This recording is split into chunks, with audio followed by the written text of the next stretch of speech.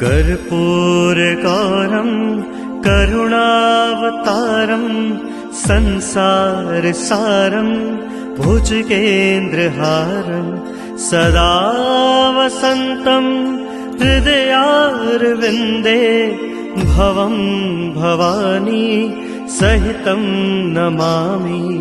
मायाकुण्डलिनी क्रियामधुमती काली कलामालिनी मातङ्गी विजया जया भगवती देवी शिवा शाम्भवी शक्ति शङ्कर बलभात्रिनयना वाग्वाहिनी मा भैरवी ह्रीङ्काली त्रिपुरा पुरा भगवती माता कुमारेश्वरी माता कुमारेश्वरी।